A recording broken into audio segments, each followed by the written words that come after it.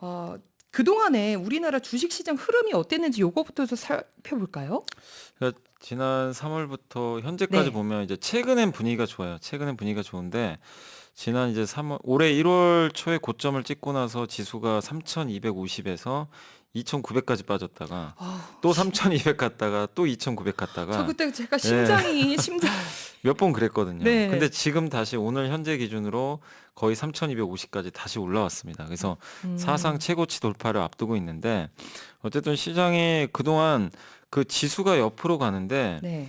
그 뭐라 그러죠? 카멜레온 같은 분들은 돈을 좀 버셨어요. 무슨 아, 얘기냐면 그러니까 나는 무조건 삼성전자 현대차만 사겠다. 네. 나는 그것만 하겠다 하시는 분 재미가 없었어요. 지난 왜냐면 5개월 좀 동안 지지부진해 뭐 지지부진했거든요. 많이 빠진 건 아닌데 네. 옆으로 계속 늘어졌어요. 최근에 현대차 좀 오르긴 했지만 근데 이제 그 안에서 보면요. 작년에 이제 놀림을 받았던 기업들이 갑자기 어, 급등을 하기 시작합니다. 이게 대표적인 게 뭐 배 만드는 조선 회사들, 그러니까요. 철강주, 음, 화학주 그리고 요새 원유 관련된 이제 정유 회사들도 저건 이제 끝났다. 왜냐면 신재생 에너지로 가니까. 그러니까요. 근데 그런 기업들마저도 주가 바닥에서 한 50%씩 이렇게 급등을 해버렸어요. 그러니까 그런 파도 타기를 잘하신 분들은 되게 수익이 좋았고, 네. 그러니까 뭐냐면 앞으로 좀 좋아질 걸 미리 감지를 하고 들어가신 분들이 되게 좋았어요. 대표적인 게 2월, 3월에 또 안 좋았던 쪽이 어디였냐면 그 화장품하고 네. 뭐 면세점, 여행주들 있잖아요. 어, 왜냐면 지금 당장 여행 못 가니까 하늘길이 안 열리니까 이 회사들 망하면 어떨까. 네. 근데 좀 그 한 수 앞을 내다보신 분들은 아니 망하는 게 아니라 잠시 주춤할 예, 뿐이지. 여름 지나면 백신 맞지 않을까?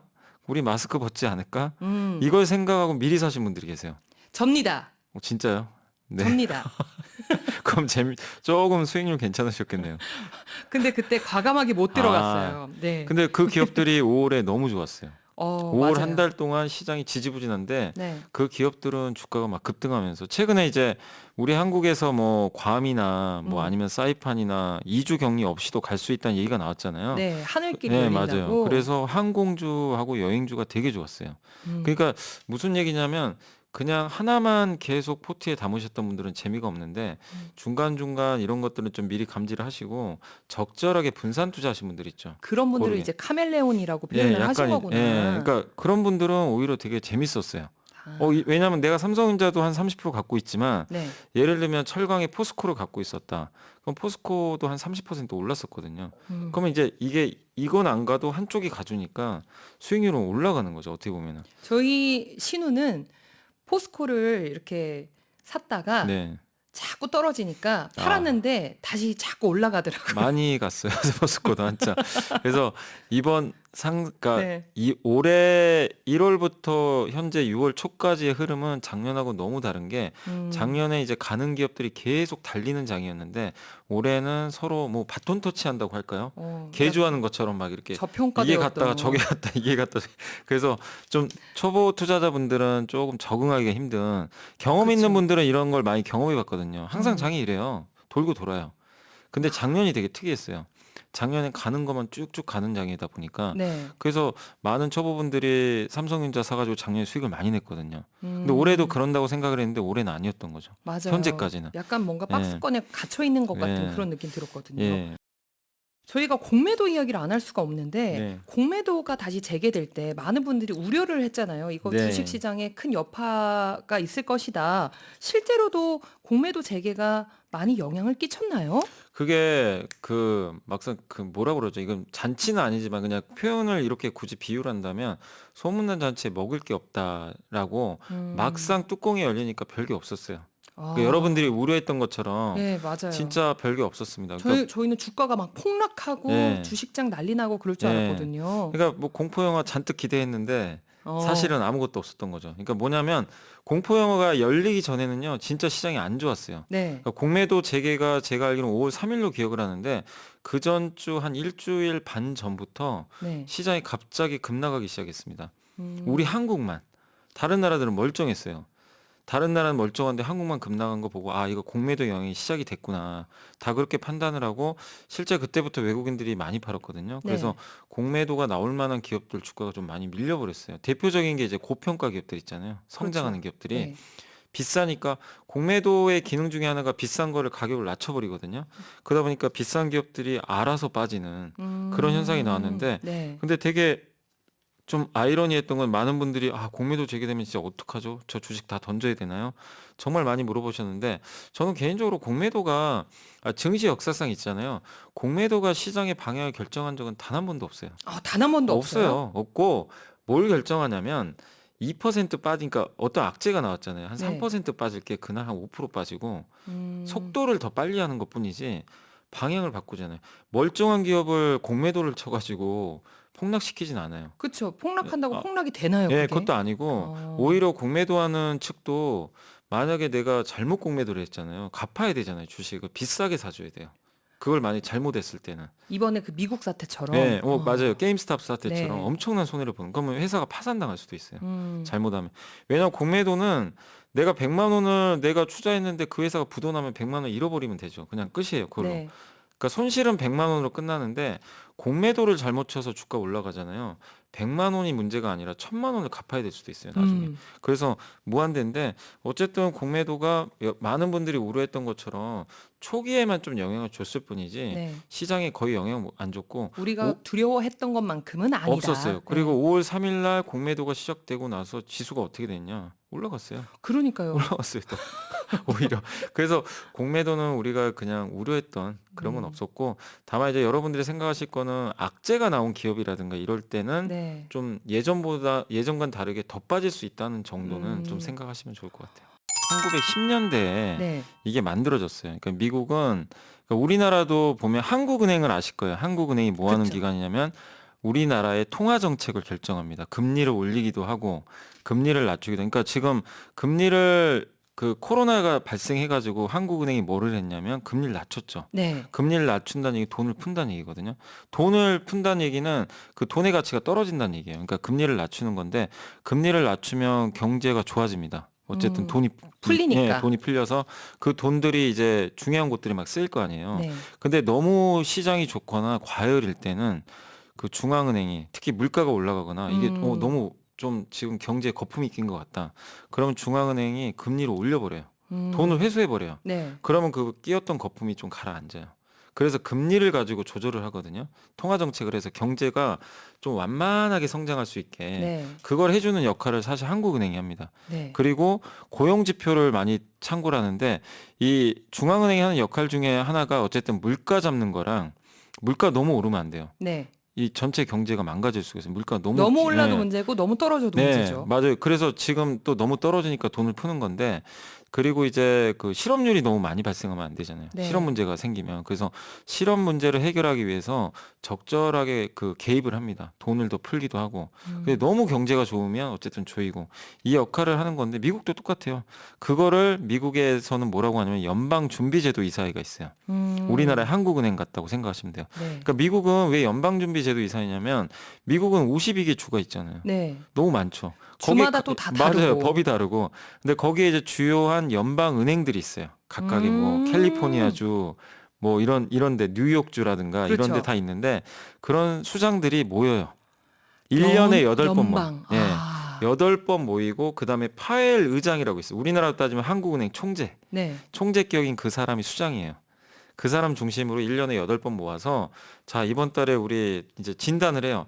자, 실업률이 어떻고 지금 경제가 이런 상황이니까 그 물가는 어느 정도니까 자, 우리 계속 금리를 낮춥시다. 아니면 지금 괜찮은 것 같습니다. 금리를 동결합시다. 네. 아니면 좀 과열입니다. 그래서 금리를 올리십시다. 이런 것들을 결정을 해요. 근데 지금 왜 6월 FMC가 중요하냐면 네. 물가가 최근에 어제도 물가 발표가 있었는데 너무 올라간 거예요. 물가가. 미국 물가가 네네. 5%가 넘어갔어요. 시장에선 4.7%를 예상했는데 물가를 잡는 방법은 두 가지가 있거든요. 첫 번째가 금리 올리면 돼요. 금리를 올리면 물가가 떨어집니다. 그 두 번째가 물가가 상승한 원인을 없애버리면 돼요. 대표적인 게 왜 요즘에 물가 오르냐면 네. 공급이 부족해서 그래요. 아. 뭐든지 그렇죠. 공급이 안 농산물 그렇죠. 가격도 그래서 올라가는 거예요. 공급이 이게 생산이 잘 안 되니까. 근데 그거를 해결하는 방법은 공급 늘리면 되거든요. 그렇죠. 둘 중에 하나인데 시장이 우려하는 거는 금리를 올릴까 봐 우려해요. 금리 올리면 돈을 회수하잖아요. 그럼 미국에서 돈을 회수한다는 거는 전 세계 경제랑 다 연관이 되어 있기 그럼요. 때문이죠. 미국이 회수를 하면 네. 전 세계 다 영향을 받아요. 돈이 빠져나가 버려요. 네. 그래서 이걸 우려했는데 이번 6월 FOMC에서는 물론 금리는 동결할 겁니다. 뭐 금리 인상한다는 얘기는 아닌데 네. 이제 여기 좀 어려울 수도 있는데 하나만 더 설명드리면 요새 아마 이 초보 투자분들이 이 얘기 많이 들으셨을 거예요. 테이퍼링이라고. 테이퍼링 많이 맞아요. 들어보세요. 그게 네. 뭐냐면 수도꼭지예요. 수도꼭지를 틀잖아요. 그럼 네. 물이 콸콸콸 넘치죠. 콸콸콸! 네. 근데 그대로 지금 수도꼭지를 얼마 틀었냐면 한 달에 1,200억 달러를 틀어놨어요. 와. 수도꼭지에서 1,200달러가 매달 쏟아져요. 콸콸콸! 네. 근데 갑자기 이제 앞으로 800억 달러만 틀겠다. 그러니까 이제 잠그는 약간 거예요. 잠그는 거죠. 살짝 잠궈요. 네. 근데 이거를 이제 계속 잠그면 나중에 0이 되겠죠. 네. 그걸 하겠다는 신호가 나왔어요, 최근에. 그래서 이번 6월 달 네. FOMC에서 연준 의장이 갑자기 테이퍼링을 선언하면 어떡할까? 이제 무서운 거예요. 맞아요. 그 선언은 뭐냐면 이제 돈 푸는 거 줄이겠다는 얘기거든요. 그러면 금리가 네, 올라갈 금리도 올라가고 네. 거기다가 주식시장이 또 안 좋죠. 주식시장에 돈 풀렸던 게 줄어드니까. 음. 이런 것 때문에 이제 이번 6월 FOMC를 다들 이제 긴장했던 건데 네. 근데 결론만 말씀드리면 그냥 이번엔 별거 없습니다. 아, 너무 걱정 안 하셔도 돼요. 이번은 잘 넘어갔습니다. 네, 왜냐하면 6월 FOMC에서는 별 얘기가 안 나올 것 같고요. 왜냐하면 지금 엊그저께 물가 올라갔지만 네. 연준에서도 그렇지만 지금 시장에서는 물가 상승을 일시적으로 보고 있어요. 음. 그 이유가 미국의 중고차 가격이 너무 올라갔대요. 음. 사람들이 신차를 그 주문을 하면 6개월 후에 나와요. 지금. 그러니까 중고차를 사요. 이동은 하고 싶은데. 네. 그러니까 중고차를 대신 사니까 중고차 가격이 폭등을 해요. 어. 근데 중고차 가격이요. 물가에 반영이 돼요. 아. 그래서 그런 거예요. 근데 이건 일시적이거든요. 네네. 지속될 게 아니니까. 그래서 5% 넘게 성장했던 해- 거를 네. 조금 감안하는 거군요. 그래서 별로 이번에 그걸 물가가 그렇게 튀어도 금리를 안 올리고 테이퍼링도 안 할 거다라는 게 시장의 예상입니다. 그래서 지금 증시가 올라가는 거예요. 근데 신기하다. 마지막 하나 남은 거는 8월이 있어요. 8월을 좀 주목하셔야 돼요. 8월에 네. 그러니까 지금 시장의 예상입니다. 이건 제 의견은 아니고 시장에서 8월에 전 세계 우리 한국은행 총재도 있고요. 네. 전 세계 중앙은행 총재들이 미국의 잭슨홀이라는 휴양지에서 만나요. 매년 만나요. 좋은 곳에서 네, 만나시네. 근데 거기서 뭐를 하냐면 역시 글로벌 통화 정책을 결정을 해요. 아. 그때 테이퍼링 한다고 나올 수도 있어요. 그럼 지금. 그때는 저희가 또 주의해서 네, 봐야겠죠. 그때 근데 그러니까 7월 말이나 8월 초에 그 얘기들이 나올 거예요. 어떤 식으로 하겠다. 그래서 그러니까 적어도 7월 말까지는 너무 걱정하지 마시고 네. 7월에서 8월 넘어가는 시기에는 8월 말에 잭슨홀 미팅이 어떻게 될지. 음. 그러니까 이 방송을 들으신 분들은 이제 제가 설명해드렸으니까 혹시 뉴스에서 잭슨홀 미팅 나오면 반가울 것 같아요. 예, 아, 그거 저거 기억하시면 봐야 돼요. 돼. 예, 그거 되게 중요한 이슈입니다. 그게 어. 전 세계 시장을 좌지우지할 수 있거든요. 그래서 그 이벤트까지만 체크하시면 될 것 같습니다. 6월 초에 그 페드 미국 네. 중앙은행이 베이지북을 발표했다고 하더라고요. 네. 근데 이것도 테이퍼링처럼 뭔가 처음 들었을 때 굉장히 생소한 아. 표현이었거든요. 베이지북이 뭐예요? 우리나라는 제가 알기로는 그린북으로 알고 있는데 그 매 월마다 그 중앙은행들이요. 이건 미국에서 발행하는 건데 네. 그 책 같은 거예요. 한마디로 그 달에 미국의 경제 동향 보고서예요. 아, 그럼 달달이 나오는 네, 거예요? 그러니까 만약에 지금 6월 달에 나온 게 5월 달 보고서거든요. 네. 5월 달에 미국 경제가 어땠는지, 그러니까 한마디로 미국 경제 진단표예요. 보고서네요. 네, 보고서 같은 거예요. 그러니까 의사가 이렇게 처방전 내리는 것처럼, 네. 자, 우리 지금 미국 경제가 뭐 실업률은 어떻고, 물가는 어떻고, 네. 지금 경제가 또 완만하게 성장하고 있는지, 거품은 꼈는지, 음. 침체인지, 그럼 이런 것들을 종합적으로 판단한 그 보고서라고 보시면 돼요. 이걸 보고 네. 중앙은행에서 이제 이런 보고서들을 발표를 하고 시장 참가자들이 예상을 해요. 그러니까 미국 연준에서 발표한 이 베이지북이 너무 경제를 낙관적으로 보잖아요. 네네. 경제가 너무 좋다는 거는 그만큼 금리를 빨리 올릴 수 있다는 신호예요. 경제가 너무 좋으면 그렇죠. 속도 조절 좀 하거든요. 근데 예를 들어서 여기 나온 표현이 만약에 경기가 지금도 너무 안 좋습니다. 우리 그 고용을 회복하기 위해서는 시간이 아직도 많이 걸릴 것 같습니다. 그 얘기는 뭐냐면 돈을 계속 푼다는 얘기예요. 아. 예. 그래서 베이지북도 잘 보셔야 돼요. 베이지북에서 베이지북 경제를 다 영어로 돼 있을 거 아니에요. 아니 해석 다 해줍니다. 우리 한국 해줘요? 기자분들이 다행이다. 얼마나 부지런하신데요. 아, 다행이네요. 네, 그건 걱정하지 마세요. 어어. 베이지북 그 녹색창에 검색하시면 그냥 누가 다 어떤 블로그 분들은요 다 자기가 다 해석해서 올려놓으신 분도 계세요. 친절도 해요. 그런 세상입니다. 그래서 정보를 없는 거는 문제가 없는데 네. 지금 여러분들이 하셔야 할 거는 뭐냐면 정보를 해석하는 능력을 키우셔야 돼요. 정보는 너무 많은데 내가 그거를 아다르고 어다르다고 해석을 잘해야 될 거 아니에요. 그렇죠. 그게 저 중요한 것 같아요. 그래서 이번에 어쨌든 이제 베이지북도 미국 경제가 완만하게 성장은 하고 있는데 네. 어쨌든 미국이 긴축을 할 정도로 음. 급하게 지금 성장하는 건 아니거든요. 그래서 완만한 성장이 지금 계속 이어지고 있다 정도로만 생각하시면 좋겠습니다.